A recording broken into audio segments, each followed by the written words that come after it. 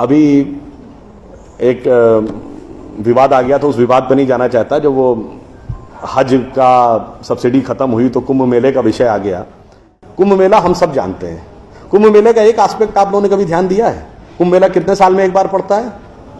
12 साल में। 12 साल में एक बार क्यों पड़ता है? क्योंकि वो जुपिटर की साइकिल पर आधारित है। बृहस्पति ग्रह हर 12 वर्ष के बाद अपना एक चक्कर पूरा करके उसी राशि में दोबारा आता है, इसलिए कुंभ मेला 12 वर्ष में एक बार पड़ता है। हजारों सालों से चला आ रहा है, ठीक है। तो इसका मतलब हमको पता था ना कि बृहस्पति की साइकिल 12 साल की है। इनको तो अभी 100 साल पहले पता चला कि बृहस्पति की साइकिल 12 साल की है।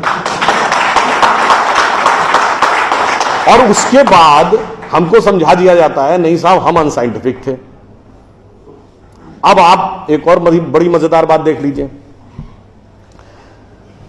सूर्य ग्रहण और चंद्र ग्रहण पड़ता है तो उसका डेट और टाइम कौन तय करता है? सरकार घोषणा करती है ना, टीवी पे आता है, रेडियो पे आता है, अखबार में आता है। किस बेस पे आता है?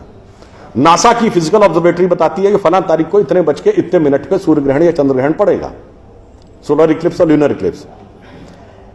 मगर ये बताइए 1950 से पहले तो नासा की ऑब्जर्वेटरी नहीं थी। 1920 में जब अल्बर्ट आइंस्टीन ने रिलेटिविटी की थ्योरी दी, उससे पहले रिलेटिव मोशंस ऑफ प्लैनेट नहीं पता था। सॉरी, 1916 में। 1920 में एडविन हबल एक साइंटिस्ट हुए जिन्होंने एक्सपेंडिंग यूनिवर्स की थ्योरी दी, उससे पहले एक्सपेंशन ऑफ यूनिवर्स नहीं पता था। 1900 में मैक्स प्लैंक साइंटिस्ट हुए जिन्होंने लाइट की क्वांटम की थ्योरी दी, फोटॉन्स वाली, उससे पहले प्रोपगेशन ऑफ लाइट ही नहीं पता था। 1897 में जे टॉमसन ने इलेक्ट्रॉन खोजा, उससे पहले आप मानते थे एटम अनडिविजिबल है। और 1633 में आप ये कहते थे, गैलीलियो को फांसी दे रहे थे इस बात के लिए कि उसने कहा सन रिवॉल्व्स राउंड द अर्थ गलत है। तो भैया आप 380 साल चल के जहां पहुंचे हैं, हमारा पंचांग तो युधिष्ठिर के जमाने से एज इट इज चला आ रहा है 5100 साल।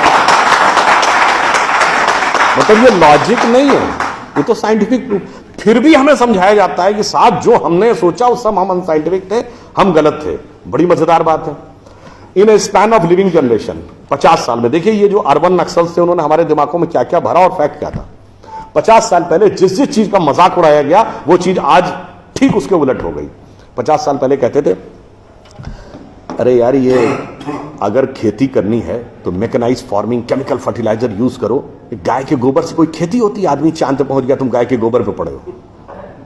आज नहीं, ऑर्गेनिक फार्मिंग की तरफ जाओ।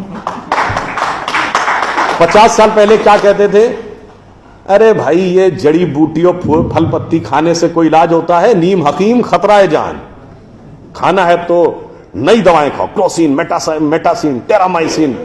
आज आप क्या कहते हैं? नहीं, केमिकल नहीं, हर्बल मेडिसिन की तरफ जाओ।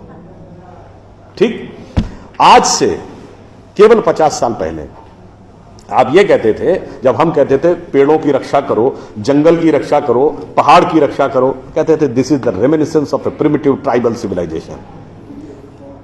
आज 1992 के रियो डी जेनेरो से लेकर 2009 के कोपेनहेगन से लेकर 2016 के पेरिस तक आप कहते हैं नेचर फ्रेंडली डेवलपमेंट करो। भैया सब कुछ उलटता जा रहा है।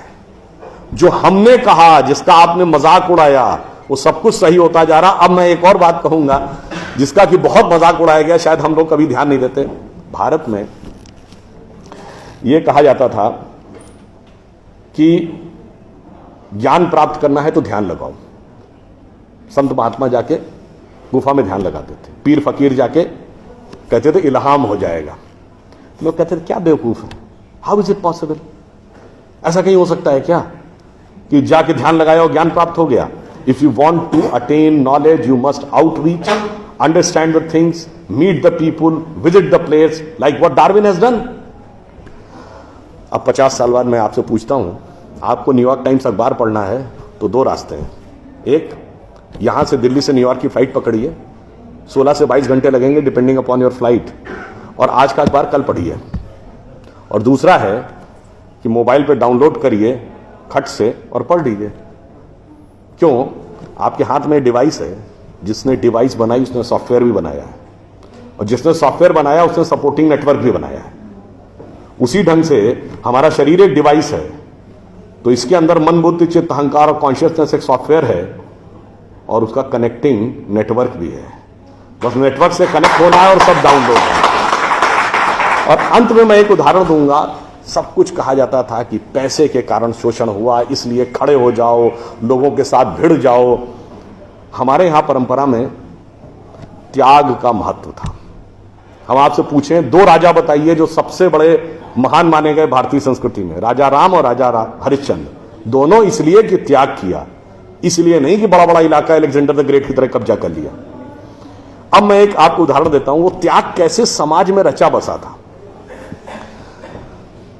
हमारे पूज्य संतों में से एक हुए संत रविदास, काशी के रहने वाले थे। उनके पास भगवान राम की एक मूर्ति थी। काशी नरेश उनके पास गए, कहा जाता था इतनी सिद्ध मूर्ति है, आप कृपया इसे मुझे दे दीजिए। ऐसी मूर्ति राजा के पास होनी चाहिए राजभवन में, ना कि इसमें मैं इस मूर्ति के वेट का 10 गुना सोना आपको दे दूंगा। उन्होंने मना कर दिया।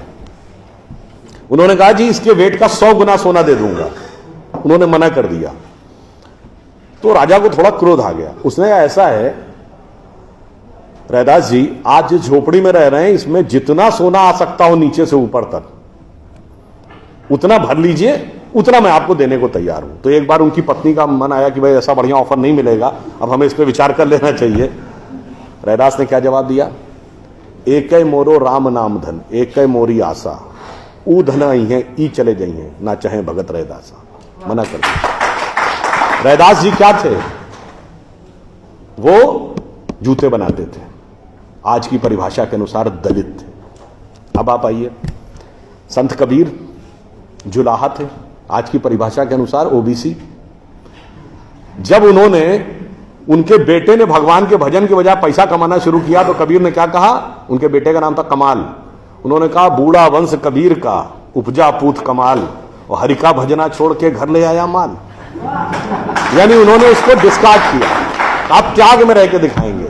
अब आप आइए, मीराबाई राज परिवार की थी आज के हिसाब से, फॉरवर्ड। और उन्होंने क्या कहा?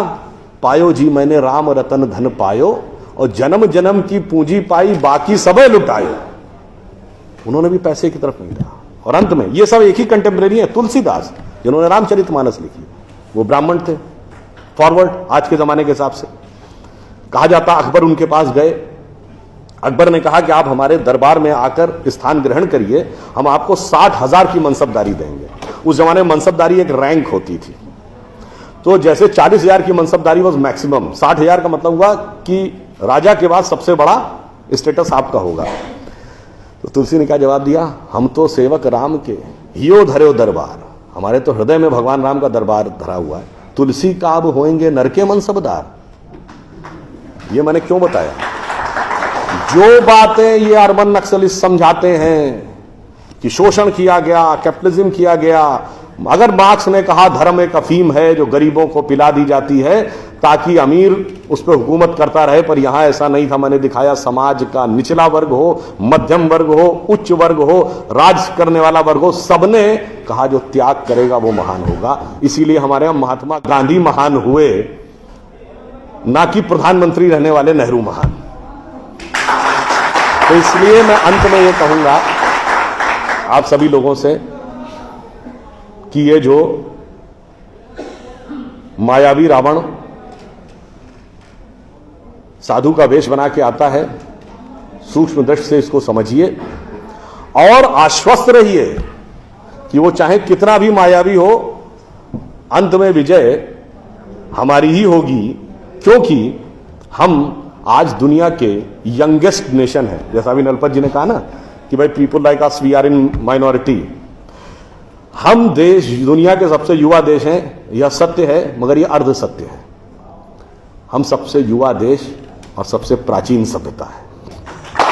We are the youngest nation and the oldest civilisation. तो एक गौरवशाली हमारा भूतकाल है और एक शानदार भविष्य है जो हमारी प्रतीक्षा कर रहा है। बस बीच के इस माया के प्रपंचों को से हम बचे रहें तो कहीं कोई संदेह नहीं। एक पंक्ति कहकर समाप्त करूंगा कि गौरवशाली था भूत, भविष्य भी महान है, अगर संभालें आप उसे जो वर्तमान है। धन्यवाद।